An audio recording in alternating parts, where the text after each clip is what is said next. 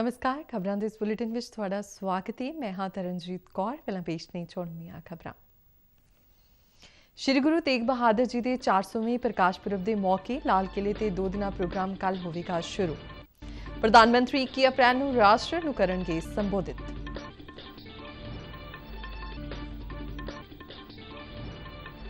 केंद्रीय कानून ते न्याय राज मंत्री सत्यपाल सिंह बघेल ने मोगा जिले विच होए विकास कारजां ते तसल्ली प्रगटाई। आयुष्मान भारत योजना तहत आज़ादी का अमृत महोत्सव की लड़ी विच अज दूजे दिन पंजाब के वख-वख इलाकों में लगाए गए सेहत मेले।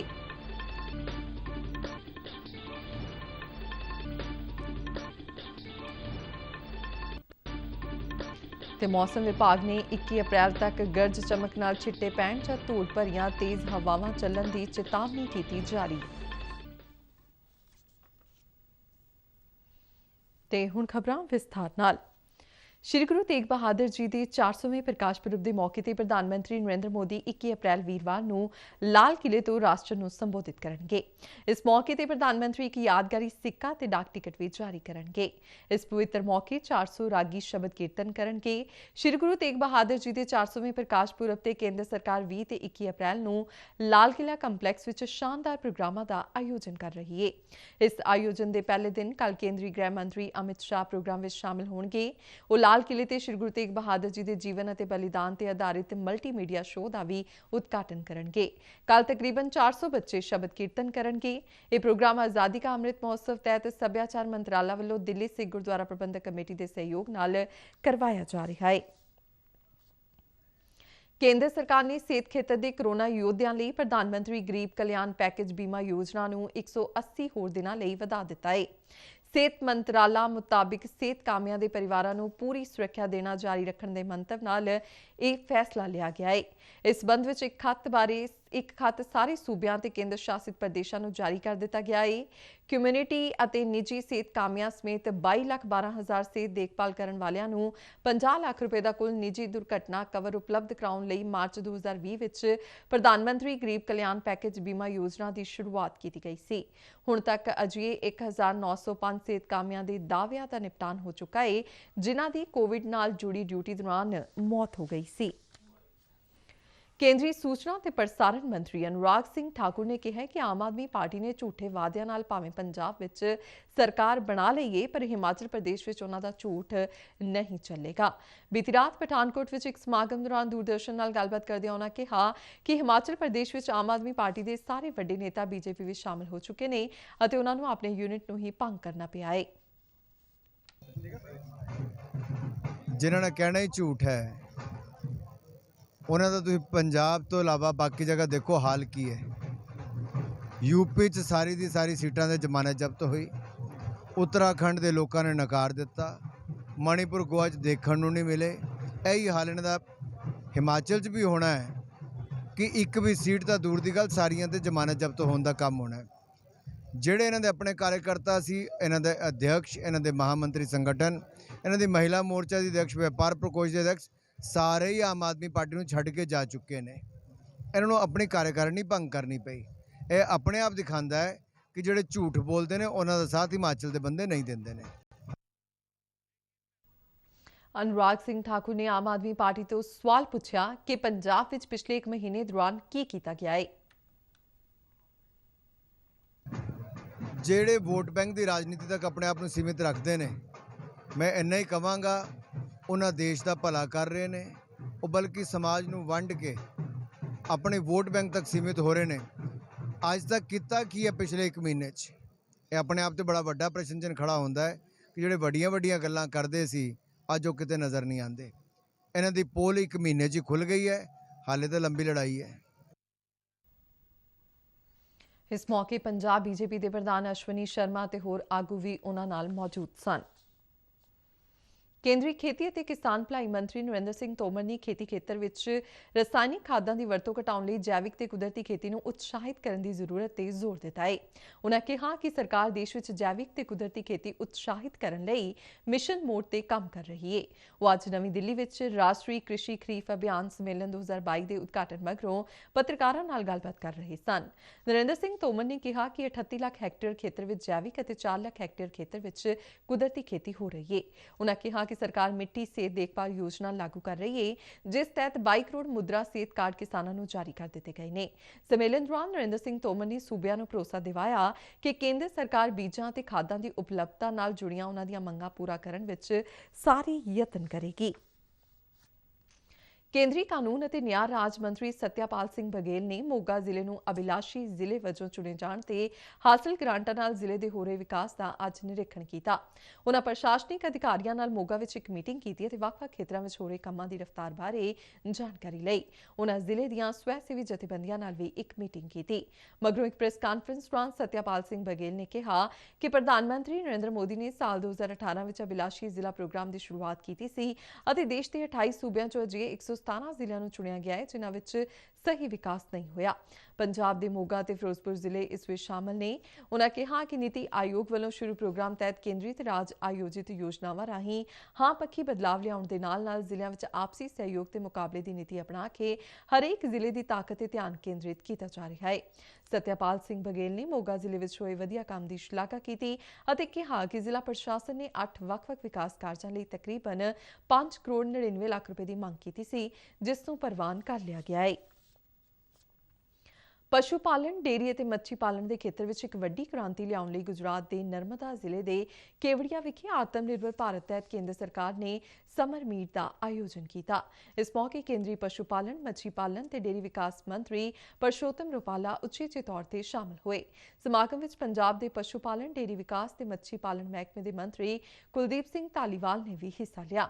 ਉਨ੍ਹਾਂ ਸੂਬੇ ਦੇ ਬੇਸਹਾਰਾ ਪਸ਼ੂਆਂ ਦੀ ਸਾਂਭ ਸੰਭਾਲ ਲਈ ਕੇਂਦਰ ਤੋਂ 500 ਕਰੋੜ ਰੁਪਏ ਦੀ ਮੰਗ ਕੀਤੀ।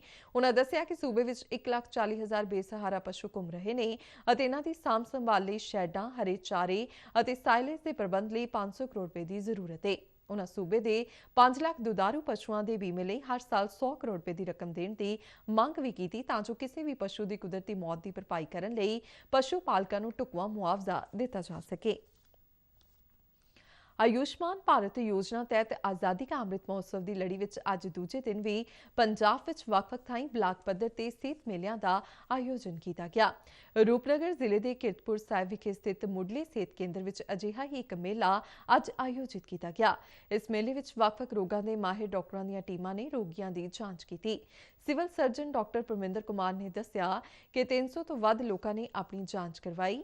ਉਨ੍ਹਾਂ ਕਿਹਾ ਕਿ ਲੋਕਾਂ ਨੂੰ ਮੁਫਤ ਲੈਬ ਟੈਸਟ ਦੀ ਸਹੂਲਤ ਦੇ ਨਾਲ-ਨਾਲ ਮੁਫਤ ਦਵਾਈਆਂ ਵੀ ਦਿੱਤੀਆਂ ਗਈਆਂ। ਇਸ ਤੋਂ ਇਲਾਵਾ ਆਯੁਸ਼ਮਾਨ ਭਾਰਤ ਸਰਬੱਤ ਸਿਹਤ ਬੀਮਾ ਯੋਜਨਾ ਤਹਿਤ ਲਾਭਪਾਤਰੀਆਂ ਦੇ ਈ-ਕਾਰਡ ਬਣਾਏ ਗਏ। ਕੈਂਪ ਵਿੱਚ ਆਏ ਲੋਕਾਂ ਨੂੰ ਅੰਗਦਾਨ ਕਰਨ ਲਈ ਪ੍ਰੇਰਿਤ ਕੀਤਾ ਗਿਆ ਅਤੇ ਇਸ ਸੰਬੰਧੀ ਫਾਰਮ ਭਰਵਾਏ ਗਏ। ਮੇਲੇ ਵਿੱਚ ਸਿਹਤ ਮਹਿਕਮੇ ਤੋਂ ਇਲਾਵਾ ਯੁਵਾ ਮਾਮਲੇ ਤੇ ਖੇਡ ਮਹਿਕਮੇ, ਮਹਿਲਾ ਤੇ ਬਾਲ ਵਿਕਾਸ ਅਤੇ ਪੰਚਾਇਤੀ ਰਾਜ ਮਹਿਕਮੇ ਨੇ ਵੀ ਸ਼ਮੂਲੀਅਤ ਕੀਤੀ ਅਤੇ ਲੋਕਾਂ ਨੂੰ ਆਪੋ-ਆਪਣੇ ਮਹਿਕਮਿਆਂ ਦੀਆਂ ਸਕੀਮਾਂ ਬਾਰੇ ਵਿਸਥਾਰ ਨਾਲ ਜਾਣਕਾਰੀ ਦਿੱਤੀ। ਦੂਜੇ ਪਾਸੇ ਆਜ਼ਾਦੀ ਕਾ ਅੰਮ੍ਰਿਤ ਮਹੋਤਸਵ ਤਹਿਤ ਅੰਮ੍ਰਿਤਸਰ ਜ਼ਿਲ੍ਹੇ ਦੇ ਲੋਪੋਕੇ ਵਿੱਚ ਬਲਾਕ ਪੱਧਰੀ ਹੈਲਥ ਮੇਲਾ civil surgeon doctor Charanjit Singh ਦੀ ਰਹਿਨੁਮਾਈ ਹੇਠ ਅੱਜ ਆਯੋਜਿਤ ਕੀਤਾ ਗਿਆ। ਮੇਲੇ ਦੇ ਮੁੱਖ ਮਹਿਮਾਨ ਜ਼ਿਲ੍ਹਾ ਫੈਮਿਲੀ ਪਲਾਨਿੰਗ ਅਫਸਰ ਡਾਕਟਰ ਜਸਪ੍ਰੀਤ ਸ਼ਰਮਾ ਅਤੇ ਡਿਪਟੀ MOI ਅਮਰਦੀਪ ਸਿੰਘ ਨੇ ਅਜਿਹੇ ਮੇਲਿਆਂ ਨੂੰ ਲੋਕਾਂ ਲਈ ਬੇਹੱਦ ਫਾਇਦੇਮੰਦ ਦੱਸਿਆ, ਜਿੱਥੇ ਵੱਖ-ਵੱਖ ਬਿਮਾਰੀਆਂ ਦਾ ਇਲਾਜ ਇੱਕੋ ਥਾਂ ਤੇ ਹੋਣ ਦੀ ਸਹੂਲਤ ਲੋਕਾਂ ਨੂੰ ਮਿਲਦੀ ਹੈ। ਇਸ ਮੇਲੇ ਵਿੱਚ 10 ਤੋਂ ਵੱਧ ਸਿਹਤ ਸਟਾਲ ਲਗਾਏ ਗਏ, ਜਿੱਥੇ ਵੱਖ-ਵੱਖ ਰੋਗਾਂ ਦੇ ਮਾਹਿਰ ਡਾਕਟਰਾਂ ਦੀਆਂ ਟੀਮਾਂ ਨੇ ਮਰੀਜ਼ਾਂ ਦੀ ਜਾਂਚ ਕੀਤੀ। ਮਰੀਜ਼ਾਂ ਨੂੰ ਦਵਾਈਆਂ ਮੁਫਤ ਦਿੱਤੀਆਂ ਗਈਆਂ ਅਤੇ ਬਿਮਾਰੀਆਂ ਤੋਂ ਬਚਣ ਸੰਬੰਧੀ ਜਾਣਕਾਰੀ ਵੀ ਦਿੱਤੀ ਗਈ। ਇਸ ਮੌਕੇ ਅੰਗਹੀਣਾਂ ਦੇ ਸਰਟੀਫਿਕੇਟ ਤੇ ਆਯੁਸ਼ਮਾਨ ਯੋਜਨਾ ਦੇ ਕਾਰਡ ਵੀ ਬਣਾਏ ਗਏ। ਆਲੇ ਦੁਆਲੇ ਦੇ ਵੱਖ-ਵੱਖ ਪਿੰਡਾਂ ਦੇ ਵੱਡੀ ਗਿਣਤੀ ਵਿੱਚ ਲੋਕਾਂ ਨੇ ਇਸ ਮੇਲੇ ਦਾ ਲਾਭ ਲਿਆ। ਆਜ਼ਾਦੀ ਕਾ ਅੰਮ੍ਰਿਤ ਮਹੋਤਸਵ ਨੂੰ ਸਮਰਪਿਤ ਆਜ਼ਾਦੀ ਕਾ ਸਫ਼ਰ ਤਹਿਤ ਅਸੀਂ ਭਾਰਤ ਦੀ ਆਜ਼ਾਦੀ ਵਿੱਚ ਯੋਗਦਾਨ ਪਾਉਣ ਵਾਲੇ ਵੱਖ-ਵੱਖ ਮੰਨੇ-ਪ੍ਰਮੰਨੇ ਅਤੇ ਗੁਮਨਾਮ ਆਜ਼ਾਦੀ ਸੰਗਰਾਮੀਆਂ ਦੇ ਜੀਵਨ ਦੇ ਪਹਿਲੂਆਂ ਤੋਂ ਤੁਹਾਨੂੰ ਜਾਣੂ ਕਰਵਾਉਂਦੇ ਹਾਂ। ਇਸ ਤੋਂ ਇਲਾਵਾ ਆਜ਼ਾਦੀ ਦੇ ਸੰਘਰਸ਼ ਨਾਲ ਜੁੜੀਆਂ ਹੋਰ ਗਤੀਵਿਧੀਆਂ ਬਾਰੇ ਵੀ ਦੱਸਦੇ ਹਾਂ। ਅੱਜ ਦੀ ਕੜੀ ਵਿੱਚ ਅਸੀਂ ਤੁਹਾਨੂੰ ਮਹਾਨ ਸ਼ਹੀਦ ਅਨੰਤ ਕਨੇਰੇ, ਸ਼ਹੀਦ ਕ੍ਰਿਸ਼ਨਾ ਜੀ ਰਾਵ ਕਰਵੇ, ਸ਼ਹੀਦ ਵਿਨਾਇਕ ਦੇਸ਼ਪਾਂਡੇ, ਸੁਤੰਤਰਤਾ ਸੈਨਾਨੀ ਗੰਗਾਧਰ ਪਰੋਜਾ, ਸੁਤੰਤਰਤਾ ਸੈਨਾਨੀ ਬਿੰਦੂ ਰੰਜਨ ਭੱਟਾਚਾਰੀਆ ਅਤੇ ਸ਼ਹੀਦ ਪੂਰਨ ਬਾਰੇ ਜਾਣਕਾਰੀ ਦੇ ਰਹੇ ਹਾਂ।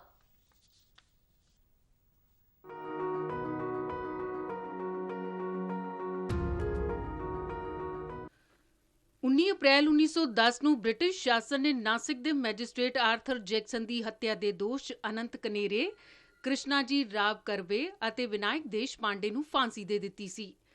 Magistrate Arthur Jackson Abhinav Bharat society ਦੀ ਰਾਸ਼ਟਰਵਾਦੀ ਗਤੀਵਿਧੀਆਂ ਤੋਂ ਜਾਣੂ ਸਨ। ਜੈਕਸਨ ਨੇ ਸੁਤੰਤਰਤਾ ਸੈਨਾਨੀ ਬਾਬਾ ਰਾਵ ਸਾਵਰਕਰ ਨੂੰ ਗ੍ਰਿਫਤਾਰ ਕੀਤਾ ਤੇ ਉਸ ਤੇ ਮੁਕੱਦਮਾ ਚਲਾਇਆ ਸੀ। ਅਨੰਤ ਕਨੇਰੇ, ਕ੍ਰਿਸ਼ਨਾਜੀ ਕਰਵੇ ਅਤੇ ਵਿਨਾਇਕ ਦੇਸ਼ ਪਾਂਡੇ ਨੇ ਇਸ ਦਾ ਬਦਲਾ ਲਿਆ। ਜੈਕਸਨ ਦੀ ਤਰੱਕੀ ਅਤੇ ਬੰਬੇ ਤਬਾਦਲਾ ਹੋਣ ਤੇ ਉਨ੍ਹਾਂ ਲਈ ਨਾਸਿਕ ਦੇ ਵਿਜਯਨੰਦ ਥੀਏਟਰ ਵਿੱਚ 21 ਦਸੰਬਰ 1909 ਨੂੰ ਵਿਦਾਈ ਸਮਾਗਮ ਦਾ ਆਯੋਜਨ ਕੀਤਾ ਗਿਆ ਸੀ।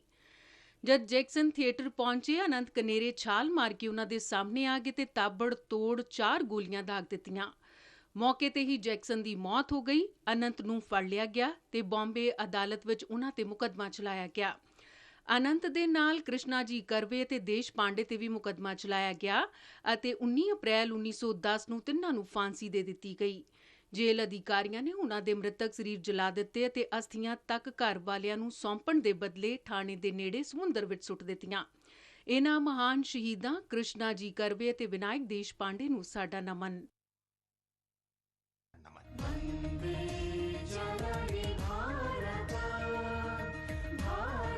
ਅੱਜ ਅਸੀਂ ਸੁਤੰਤਰਤਾ ਸੈਨਾਨੀ ਗੰਗਾਧਰ ਪਰੇਜਾ ਨੂੰ ਵੀ ਯਾਦ ਕਰ ਰਹੇ ਹਾਂ। 1943 ਵਿੱਚ 19 ਅਪ੍ਰੈਲ ਨੂੰ ਉਹਨਾਂ ਦਾ ਦੇਹਾਂਤ ਹੋਇਆ ਸੀ। ਉੜੀਸਾ ਦੇ ਕੋਰਾਪੁਟ ਨਿਵਾਸੀ ਗੰਗਾਧਰ ਨੇ ਮਹਾਤਮਾ ਗਾਂਧੀ ਦੀ ਕਰੋ ਜਾਂ ਮਰੋ ਦੇ ਰਾਸ਼ਟਰਵਿਆਪੀ ਸੱਦੇ ਤੇ ਅਗਸਤ 1942 ਵਿੱਚ ਭਾਰਤ ਛੱਡੋ ਅੰਦੋਲਨ ਵਿੱਚ ਹਿੱਸਾ ਲਿਆ ਸੀ। ਭਾਰਤ ਛੱਡੋ ਅੰਦੋਲਨ ਦੇ ਦੌਰਾਨ ਗੰਗਾਧਰ ਨੂੰ ਹੋਰ ਅੰਦੋਲਨਕਾਰੀਆਂ ਦੇ ਨਾਲ ਗ੍ਰਿਫਤਾਰ ਕਰ ਲਿਆ ਗਿਆ। ਉਨ੍ਹਾਂ ਨੂੰ ਵਿਚਾਰ ਅਧੀਨ ਰਾਜਨੀਤਿਕ ਕੈਦੀ ਦੇ ਰੂਪ 'ਚ ਨਬਰੰਗਪੁਰ ਉਪ ਜੇਲ੍ਹ ਵਿੱਚ ਰੱਖਿਆ ਗਿਆ। ਕੈਦ ਦੀ ਮਿਆਦ ਵਿੱਚ ਹੀ ਗੰਗਾਧਰ ਨੂੰ ਅਜਿਹੇ ਮਾਹੌਲ ਵਿੱਚ ਰੱਖਿਆ ਗਿਆ ਜਿੱਥੇ ਸਿਹਤ ਸਹੂਲਤਾਂ ਦਾ ਘਾਟਾ ਹੋਣ ਕਾਰਨ ਉਨ੍ਹਾਂ ਦੀ ਸਿਹਤ ਵਿਗੜਦੀ ਚਲੀ ਗਈ। ਬਾਅਦ ਵਿੱਚ 18 ਅਪ੍ਰੈਲ 1943 ਨੂੰ ਉਨ੍ਹਾਂ ਨੂੰ ਇਲਾਜ ਲਈ ਹਸਪਤਾਲ 'ਚ ਭਰਤੀ ਕਰਵਾਇਆ ਗਿਆ। ਉਸ ਵੇਲੇ ਦੀ ਇੰਸਪੈਕਟਰ ਜਨਰਲ ਜੇਲ੍ਹ ਨੇ ਨਬਰੰਗਪੁਰ ਉਪ ਜੇਲ੍ਹ ਵਿੱਚ ਖਰਾਬ ਸਥਿਤੀਆਂ ਲਈ ਆਪਣੇ ਵਿਭਾਗ ਨੂੰ ਜ਼ਿੰਮੇਵਾਰ ਠਹਿਰਾਇਆ। ਬਾਅਦ ਵਿੱਚ ਗੰਗਾਧਰ ਅਤੇ ਹੋਰ ਰਾਜਨੀਤਿਕ ਬੰਦੀਆਂ ਨੂੰ ਕੋਰਾਪੁਟ ਜ਼ਿਲ੍ਹਾ ਜੇਲ੍ਹ ਵਿੱਚ ਭੇਜ ਦਿੱਤਾ ਗਿਆ। ਉੱਥੇ ਦਿਲ ਦੀ ਧੜਕਨ ਰੁਕਣ ਕਾਰਨ 19 ਅਪ੍ਰੈਲ 1943 ਨੂੰ ਗੰਗਾਧਰ ਪਰੇਜਾ ਦਾ ਦੇਹਾਂਤ ਹੋ ਗਿਆ। ਸਵਦੇਸ਼ ਦੀ ਮਿੱਟੀ ਦੇ ਸਪੂਤ ਗੰਗਾਧਰ ਨੂੰ ਸਾਡੀ ਨਿੱਘੀ ਸ਼ਰਧਾਂਜਲੀ। ਅੱਜ ਅਸੀਂ ਸੁਤੰਤਰਤਾ ਸੈਨਾਨੀ ਬਿੱਦੂ ਰੰਜਨ ਭੱਟਾਚਾਰੀਆ ਨੂੰ ਵੀ ਸ਼ਰਧਾਂਜਲੀ ਭੇਂਟ ਕਰ ਰਹੇ ਹਾਂ, ਜੋ 1930 ਵਿੱਚ 19 ਅਪ੍ਰੈਲ ਨੂੰ ਸ਼ਹੀਦ ਹੋਏ ਸਨ। ਬਿੱਦੂ ਰੰਜਨ ਨੇ ਸਿਵਲ ਅਵਗਿਆ ਅੰਦੋਲਨ ਵਿੱਚ ਸਰਗਰਮੀ ਨਾਲ ਹਿੱਸਾ ਲਿਆ ਸੀ। ਉਹ ਅਨੁਸ਼ੀਲਨ ਕਮੇਟੀ ਦੇ ਮੈਂਬਰ ਵੀ ਸਨ ਅਤੇ 18 ਅਪ੍ਰੈਲ 1930 ਦੇ ਚਟਗਾਮ ਹਮਲੇ 'ਚ ਸ਼ਾਮਿਲ ਸਨ। ਇਸ ਹਮਲੇ ਦੌਰਾਨ ਹੋਈ ਮੁੱਠਭੇੜ 'ਚ ਬਿੱਦੂ ਰੰਜਨ ਜ਼ਖਮੀ ਹੋ ਗਏ ਤੇ ਅਗਲੇ ਹੀ ਦਿਨ 19 ਅਪ੍ਰੈਲ ਨੂੰ ਉਨ੍ਹਾਂ ਦੀ ਮੌਤ ਹੋ ਗਈ। ਇਸ ਮਹਾਨ ਦੇਸ਼ ਭਗਤ ਬਿੱਦੂ ਰੰਜਨ ਭੱਟਾਚਾਰੀਆ ਨੂੰ ਸਾਡੀ ਸ਼ਰਧਾਂਜਲੀ। ਅੱਜ ਅਸੀਂ ਮੱਧ ਪ੍ਰਦੇਸ਼ ਦੇ ਸਾਗਰ ਨਿਵਾਸੀ ਸ਼ਹੀਦ ਪੂਰਨ ਨੂੰ ਵੀ ਯਾਦ ਕਰ ਰਹੇ ਹਾਂ। ਉਨ੍ਹਾਂ ਨੇ 1857 'ਚ ਆਜ਼ਾਦੀ ਦੀ ਪਹਿਲੀ ਲੜਾਈ 'ਚ ਹਿੱਸਾ ਲਿਆ ਸੀ। ਉਨ੍ਹਾਂ ਨੇ ਆਪਣੇ ਖੇਤਰ ਦੇ ਅੰਦੋਲਨਕਾਰੀਆਂ ਨੂੰ ਇਕਜੁੱਟ ਕੀਤਾ ਅਤੇ ਸਾਗਰ ਵਿੱਚ ਬ੍ਰਿਟਿਸ਼ ਫੌਜ ਦੇ ਖਿਲਾਫ ਮੋਰਚਾ ਲਾਇਆ। ਇੱਕ ਮੁੱਠਭੇੜ ਦੌਰਾਨ ਪੂਰਨ ਨੂੰ ਫੜ ਲਿਆ ਗਿਆ ਅਤੇ 1858 'ਚ 19 ਅਪ੍ਰੈਲ ਨੂੰ ਫਾਂਸੀ ਦੇ ਦਿੱਤੀ ਗਈ। ਸਵਦੇਸ਼ ਦੀ ਮਿੱਟੀ ਦੇ ਇਸ ਮਹਾਨ ਸਪੂਤ ਸ਼ਹੀਦ ਪੂਰਨ ਨੂੰ ਸਾਡੀ ਨਿੱਘੀ ਸ਼ਰਧਾਂਜਲੀ। ਡਰੱਗ ਮਾਮਲੇ ਵਿੱਚ ਨਾਮਜ਼ਦ ਅਕਾਲੀ ਆਗੂ ਬਿਕਰਮ ਮਜੀਠੀਆ ਦੀ ਨਿਆਇਕ ਹਿਰਾਸਤ ਅਦਾਲਤ ਨੇ 4 ਮਈ ਤੱਕ ਵਧਾ ਦਿੱਤੀ ਹੈ। ਉਨ੍ਹਾਂ ਦੀ ਅੱਜ ਮੁਹਾਲੀ ਦੀ ਅਦਾਲਤ ਵਿੱਚ ਵੀਡੀਓ ਕਾਨਫਰੰਸਿੰਗ ਰਾਹੀਂ ਪੇਸ਼ੀ ਹੋਈ, ਜਿਸ ਦੌਰਾਨ ਅਦਾਲਤ ਨੇ ਇਸ ਸੰਬੰਧੀ ਫੈਸਲਾ ਦਿੱਤਾ। ਇਸ ਵਾਰ ਖੇਲੋ ਇੰਡੀਆ ਯੂਨੀਵਰਸਿਟੀ ਖੇਡਾਂ 23 ਅਪ੍ਰੈਲ ਤੋਂ 2 ਮਈ ਤੱਕ ਬੰਗਲੁਰੂ ਵਿੱਚ ਕਰਵਾਈਆਂ ਜਾ ਰਹੀਆਂ ਨੇ। ਪੰਜਾਬੀ ਯੂਨੀਵਰਸਿਟੀ ਪਟਿਆਲਾ ਦੇ ਕੁੱਲ 200 ਖਿਡਾਰੀ ਇਹਨਾਂ ਖੇਡਾਂ ਵਿੱਚ ਹਿੱਸਾ ਲੈ ਰਹੇ ਨੇ। ਯੂਨੀਵਰਸਿਟੀ ਦੇ 16 ਖਿਡਾਰੀਆਂ ਨੂੰ ਤੀਰਅੰਦਾਜ਼ੀ ਲਈ ਚੁਣਿਆ ਗਿਆ ਹੈ, ਜਿਨ੍ਹਾਂ ਵਿੱਚ ਸੰਗਮਪ੍ਰੀਤ ਵੀ ਸ਼ਾਮਲ ਹੈ। ਪੇਸ਼ ਹੈ ਇੱਕ ਰਿਪੋਰਟ। ਪਟਿਆਲਾ ਜ਼ਿਲ੍ਹੇ ਦੇ ਕਸਬਾ ਸਮਾਣਾ ਨੇੜੇ ਛੋਟੇ ਜਿਹੇ ਪਿੰਡ ਅਸਰਪੁਰ ਦਾ ਨੌਜਵਾਨ ਸੰਗਮਪ੍ਰੀਤ ਖੇਲੋ ਇੰਡੀਆ ਖੇਡਾਂ ਵਿੱਚ ਤੀਰਅੰਦਾਜ਼ੀ ਲਈ ਚੁਣਿਆ ਗਿਆ ਹੈ, ਜਿਸ ਨੂੰ ਲੈ ਕੇ ਉਹ ਬਹੁਤ ਉਤਸ਼ਾਹਿਤ ਹੈ। ਸੰਗਮਪ੍ਰੀਤ ਪੰਜਾਬੀ ਯੂਨੀਵਰਸਿਟੀ ਪਟਿਆਲਾ ਦੇ ਉਹਨਾਂ 16 ਖਿਡਾਰੀਆਂ ਵਿੱਚ ਸ਼ਾਮਲ ਹੈ, ਜਿਨ੍ਹਾਂ ਨੂੰ ਖੇਲੋ ਇੰਡੀਆ ਖੇਡਾਂ ਵਿੱਚ ਤੀਰਅੰਦਾਜ਼ੀ ਵਿੱਚ ਜੌਹਰ ਦਿਖਾਉਣ ਦਾ ਮੌਕਾ ਮਿਲਿਆ ਹੈ। ਯੂਨੀਵਰਸਿਟੀ ਤੋਂ MA ਅੰਗਰੇਜ਼ੀ ਦੀ ਪੜ੍ਹਾਈ ਕਰ ਰਹੇ 23 ਸਾਲਾ ਸੰਗਮਪ੍ਰੀਤ ਨੇ ਦੂਰਦਰਸ਼ਨ ਨਾਲ ਗੱਲਬਾਤ ਕਰਦਿਆਂ ਕਿਹਾ ਕਿ ਉਹ ਭਾਰਤ ਸਰਕਾਰ, ਖਾਸ ਕਰਕੇ ਪ੍ਰਧਾਨ ਮੰਤਰੀ ਨਰਿੰਦਰ ਮੋਦੀ ਦਾ ਧੰਨਵਾਦ ਕਰਦੇ ਨੇ, ਜਿਨ੍ਹਾਂ ਖੇਲੋ ਇੰਡੀਆ ਖੇਡਾਂ ਸ਼ੁਰੂ ਕਰਵਾ ਕੇ ਖਿਡਾਰੀਆਂ ਨੂੰ ਕੌਮੀ ਪੱਧਰ ਤੇ ਖੇਡਣ ਦਾ ਮੌਕਾ ਦਿੱਤਾ। ਅਸੀਂ ਸਭ ਤੋਂ ਪਹਿਲਾਂ ਗਵਰਨਮੈਂਟ ਆਫ ਇੰਡੀਆ ਦੇ ਬਹੁਤ ਧੰਨਵਾਦੀ ਹਾਂ, ਜਿਨ੍ਹਾਂ ਨੇ ਕਿ ਸਾਨੂੰ ਇੱਕ ਨੈਸ਼ਨਲ ਲੈਵਲ ਦਾ ਕੰਪੀਟੀਸ਼ਨ ਆਰਗੇਨਾਈਜ਼ ਕਰਵਾਉਂਦੀ ਹੈ ਹਰ ਸਾਲ, ਜੋ ਕਿ ਖੇਲੋ ਇੰਡੀਆ ਕੰਪੀਟੀਸ਼ਨ ਨੇ। ਅਸੀਂ ਹੁਣ ਪੰਜਾਬੀ ਯੂਨੀਵਰਸਿਟੀ ਵੱਲੋਂ ਖੇਲੋ ਇੰਡੀਆ ਯੂਨੀਵਰਸਿਟੀ ਗੇਮਸ ਦੇ ਵਿੱਚ ਪਾਰਟਿਸਿਪੇਟ ਕਰਨ ਜਾ ਰਹੇ ਹਾਂ, ਜਿਸ ਦੇ ਵਿੱਚ ਕਿ ਮੈਕਸਿਮਮ 16 ਬੱਚਿਆਂ ਦਾ ਕੋਟਾ ਹੁੰਦਾ, ਜੋ ਕਿ ਸਾਡੀ ਪੰਜਾਬੀ ਯੂਨੀਵਰਸਿਟੀ ਕੋਲੇ ਸਾਰਾ ਦਾ ਸਾਰਾ ਕੋਟਾ ਅਸੀਂ ਜਿੱਤ ਚੁੱਕੇ ਸੀ। ਤੇ ਹੁਣ ਅਸੀਂ 16 ਬੱਚੇ ਪੰਜਾਬੀ ਯੂਨੀਵਰਸਿਟੀ ਵੱਲੋਂ ਖੇਲੋ ਇੰਡੀਆ ਯੂਨੀਵਰਸਿਟੀ ਗੇਮਸ ਦੇ ਵਿੱਚ ਪਾਰਟਿਸਿਪੇਟ ਕਰਨ ਜਾ ਰਹੇ ਹਾਂ। ਸੰਗਮਪ੍ਰੀਤ ਦੱਸਦਾ ਹੈ ਕਿ ਉਸਨੇ 2018 ਵਿੱਚ ਏਸ਼ੀਆਈ ਖੇਡਾਂ ਵਿੱਚ ਵੀ ਹਿੱਸਾ ਲਿਆ ਅਤੇ ਯੂਥ ਨੈਸ਼ਨਲ ਚੈਂਪੀਅਨਸ਼ਿਪ ਵਿੱਚ ਉਸਨੇ ਕਾਂਸੇ ਦਾ ਤਗਮਾ ਹਾਸਲ ਕੀਤਾ। ਸੰਗਮਪ੍ਰੀਤ ਪੂਰੀ ਤਿਆਰੀ ਨਾਲ ਖੇਲੋ ਇੰਡੀਆ ਖੇਡਾਂ ਵਿੱਚ ਜਾ ਰਿਹਾ ਹੈ ਅਤੇ ਉਸ ਨੂੰ ਪੂਰਾ ਵਿਸ਼ਵਾਸ ਹੈ ਕਿ ਪੰਜਾਬੀ ਯੂਨੀਵਰਸਿਟੀ ਪਟਿਆਲਾ ਦੇ ਖਿਡਾਰੀ ਇੱਕ ਵਾਰ ਫੇਰ ਯੂਨੀਵਰਸਿਟੀ ਨੂੰ ਚੈਂਪੀਅਨ ਬਣਾਉਣਗੇ। ਇਸ ਵਾਰ ਅਸੀਂ ਹੁਣ ਖੇਲੋ ਇੰਡੀਆ ਯੂਨੀਵਰਸਿਟੀ ਗੇਮਸ ਦੇ ਵਿੱਚ ਪਾਰਟਿਸਿਪੇਟ ਕਰਾਂਗੇ ਤੇ ਆਪਦੀ ਪੂਰੀ ਜੋਰਾਂ ਸ਼ੋਰਾਂ ਦੇ ਨਾਲ ਪ੍ਰੈਕਟਿਸ ਕਰਕੇ ਜਾ ਰਹੇ ਹਾਂ, ਤਾਂ ਜੋ ਅਸੀਂ ਇਸ ਵਾਰ ਫੇਰ ਤੋਂ ਪੰਜਾਬੀ ਯੂਨੀਵਰਸਿਟੀ ਪਟਿਆਲਾ ਨੂੰ ਚੈਂਪੀਅਨ ਬਣਾ ਕੇ ਲੈ ਕੇ ਆ ਸਕੀਏ। ਪਟਿਆਲਾ ਤੋਂ ਸ਼ਿਵ ਨਾਰਾਇਣ ਜਾਂਗੜਾ ਦੇ ਨਾਲ ਊਸ਼ਾ ਪਵਾਰ, ਦੂਰਦਰਸ਼ਨ ਸਮਾਚਾਰ, ਜਲੰਧਰ। ਪ੍ਰਧਾਨ ਮੰਤਰੀ ਨਰਿੰਦਰ ਮੋਦੀ ਨੇ 24 ਅਪ੍ਰੈਲ ਨੂੰ ਆਕਾਸ਼ਵਾਣੀ ਤੋਂ ਪ੍ਰਸਾਰਿਤ ਹੋਣ ਵਾਲੇ ਮਨ ਕੀ ਬਾਤ ਪ੍ਰੋਗਰਾਮ ਲਈ ਲੋਕਾਂ ਨੂੰ ਵਿਚਾਰ ਤੇ ਸੁਝਾਅ ਭੇਜਣ ਲਈ ਆਖਿਆ ਹੈ। ਆਪਣੇ ਇੱਕ ਟਵੀਟ ਵਿੱਚ ਉਹਨਾਂ ਕਿਹਾ ਕਿ ਮਨ ਕੀ ਬਾਤ ਪ੍ਰੋਗਰਾਮ ਰਾਹੀਂ ਬਿਲਕੁਲ ਜ਼ਮੀਨੀ ਪੱਧਰ ਤੇ ਤਬਦੀਲੀ ਲਿਆਉਣ ਵਾਲੇ ਅਨੂਠੇ ਅਨੁਭਵ ਸਾਂਝਾ ਕਰਨ ਦਾ ਮੌਕਾ ਮਿਲਦਾ ਹੈ। ਪ੍ਰਧਾਨ ਮੰਤਰੀ ਮੋਦੀ ਨੇ ਕਿਹਾ ਕਿ ਲੋਕ MyGov ਅਤੇ ਨਮੋ ਐਪ ਤੇ ਸੁਝਾਅ ਭੇਜ ਸਕਦੇ ਨੇ ਜਾਂ ਫਿਰ 1800-11780 ਤੇ ਆਪਣੇ ਵਿਚਾਰ ਰਿਕਾਰਡ ਕਰਵਾ ਸਕਦੇ ਨੇ। ਫੋਨ ਲਾਈਨਾਂ 22 ਅਪ੍ਰੈਲ ਤੱਕ ਖੁੱਲ੍ਹੀਆਂ ਰਹਿਣਗੀਆਂ। ਇਸ ਤੋਂ ਇਲਾਵਾ 1922 ਨੰਬਰ ਤੇ ਮਿਸਡ ਕਾਲ ਰਾਹੀਂ ਮਿਲਣ ਵਾਲੇ ਲਿੰਕ ਤੇ SMS ਭੇਜ ਕੇ ਵੀ ਸਿੱਧੇ ਪ੍ਰਧਾਨ ਮੰਤਰੀ ਤੱਕ ਸੁਝਾਅ ਭੇਜੇ ਜਾ ਸਕਦੇ ਨੇ। ਪੰਜਾਬ ਸਮੇਤ ਉੱਤਰ ਭਾਰਤ ਵਿੱਚ ਆਮ ਲੋਕ ਗਰਮੀ ਨਾਲ ਪਰੇਸ਼ਾਨ ਨੇ। ਅੱਜ ਸਵੇਰੇ ਸੂਬੇ ਦੇ ਕਈ ਹਿੱਸਿਆਂ ਵਿੱਚ ਹਨੇਰੀ ਝੱਖੜ ਚੱਲਿਆ, ਜਦਕਿ ਮਗਰੋਂ ਫਿਰ ਤੇਜ਼ ਧੁੱਪ ਨਾਲ ਤਾਪਮਾਨ ਵੱਧ ਗਿਆ। ਤੇਜ਼ ਧੁੱਪ ਅਤੇ ਤੇਜ਼ ਹਵਾਵਾਂ ਕਾਰਨ ਗਰਮੀ ਦਾ ਪ੍ਰਕੋਪ ਲਗਾਤਾਰ ਵੱਧਦਾ ਜਾ ਰਿਹਾ ਹੈ। ਅਗਲੇ 24 ਘੰਟਿਆਂ ਦੌਰਾਨ ਦਿੱਲੀ, NCR, ਪੰਜਾਬ, ਹਰਿਆਣਾ, ਰਾਜਸਥਾਨ, ਗੁਜਰਾਤ, ਪੱਛਮੀ ਉੱਤਰ ਪ੍ਰਦੇਸ਼ ਦੇ ਵੱਖ-ਵੱਖ ਥਾਵਾਂ ਤੇ ਲੂ ਜਾਰੀ ਰਹੇਗੀ। ਮੌਸਮ ਵਿਭਾਗ ਨੇ 21 ਅਪ੍ਰੈਲ ਤੱਕ ਸੂਬੇ ਦੇ ਜ਼ਿਆਦਾਤਰ ਇਲਾਕਿਆਂ ਵਿੱਚ ਗਰਜ ਚਮਕ ਨਾਲ ਛਿੱਟੇ ਪੈਣ ਜਾਂ ਧੂੜ ਭਰੀਆਂ ਤੇਜ਼ ਹਵਾਵਾਂ ਚੱਲਣ ਦੀ ਚੇਤਾਵਨੀ ਦਿੰਦਿਆਂ ਯੈਲੋ ਅਲਰਟ ਜਾਰੀ ਕੀਤਾ ਹੈ। ਇਹ ਹਵਾਵਾਂ 30 ਤੋਂ 50 ਕਿਲੋਮੀਟਰ ਪ੍ਰਤੀ ਘੰਟੇ ਦੀ ਰਫ਼ਤਾਰ ਨਾਲ ਚੱਲ ਸਕਦੀਆਂ ਨੇ। ਖਬਰਾਂ ਦੇ ਬੁਲੇਟਿਨ ਸਾਡੇ ਦਰਸ਼ਕ RNU DDK ਜਲੰਧਰ ਦੇ YouTube ਚੈਨਲ, Facebook ਪੇਜ ਅਤੇ Twitter ਹੈਂਡਲ ਤੇ ਵੀ ਵੇਖ ਸਕਦੇ ਨੇ। ਤੇ ਬੁਲੇਟਿਨ ਦੇ ਅਖੀਰ ਵਿੱਚ ਚੋਣਵੀਆਂ ਖਬਰਾਂ ਇੱਕ ਵਾਰ ਫਿਰ ਤੋਂ। ਸ਼੍ਰੀ ਗੁਰੂ ਤੇਗ ਬਹਾਦਰ ਜੀ ਦੇ 400ਵੇਂ ਪ੍ਰਕਾਸ਼ ਪੁਰਬ ਦੇ ਮੌਕੇ ਲਾਲ ਕਿਲੇ ਤੇ 2 ਦਿਨਾਂ ਪ੍ਰੋਗਰਾਮ ਕੱਲ੍ਹ ਹੋਵੇਗਾ ਸ਼ੁਰੂ। ਪ੍ਰਧਾਨ ਮੰਤਰੀ 21 ਅਪ੍ਰੈਲ ਨੂੰ ਰਾਸ਼ਟਰ ਨੂੰ ਕਰਨਗੇ ਸੰਬੋਧਿਤ। ਕੇਂਦਰੀ ਕਾਨੂੰਨ ਤੇ ਨਿਆਂ ਰਾਜ ਮੰਤਰੀ ਸਤਿਆਪਾਲ ਸਿੰਘ ਬਘੇਲ ਨੇ ਮੋਗਾ ਜ਼ਿਲ੍ਹੇ ਵਿੱਚ ਹੋਏ ਵਿਕਾਸ ਕਾਰਜਾਂ ਤੇ ਤਸੱਲੀ ਪ੍ਰਗਟਾਈ। ਆਯੁਸ਼ਮਾਨ ਭਾਰਤ ਯੋਜਨਾ ਤਹਿਤ ਆਜ਼ਾਦੀ ਕਾ ਅੰਮ੍ਰਿਤ ਮਹੋਤਸਵ ਦੀ ਲੜੀ ਵਿੱਚ ਅੱਜ ਦੂਜੇ ਦਿਨ ਪੰਜਾਬ ਦੇ ਵੱਖ-ਵੱਖ ਬਲਾਕਾਂ ਵਿੱਚ ਲਗਾਏ ਗਏ ਸਿਹਤ ਮੇਲੇ। ਤੇ ਮੌਸਮ ਵਿਭਾਗ ਨੇ 21 ਅਪ੍ਰੈਲ ਤੱਕ ਗਰਜ ਚਮਕ ਨਾਲ ਛਿੱਟੇ ਪੈਣ ਜਾਂ ਧੂੜ ਭਰੀਆਂ ਤੇਜ਼ ਹਵਾਵਾਂ ਚੱਲਣ ਦੀ ਚੇਤਾਵਨੀ ਕੀਤੀ ਜਾਰੀ। ਤੇ ਇਸ ਨਾਲ ਹੀ ਖਬਰਾਂ ਦਾ ਇਹ ਬੁਲੇਟਿਨ ਖਤਮ ਹੋਇਆ। ਮੈਂ ਮਾਸਕ ਲਗਾ ਕੇ ਸਟੂਡੀਓ ਤੋਂ ਬਾਹਰ ਜਾ ਰਹੀ ਹਾਂ। ਬਾਹਰ ਜਾਣ ਵੇਲੇ ਤੁਸੀਂ ਵੀ ਮਾਸਕ ਲਗਾ ਕੇ ਜਾਓ। ਇਜਾਜ਼ਤ ਦਿਓ। ਨਮਸਕਾਰ।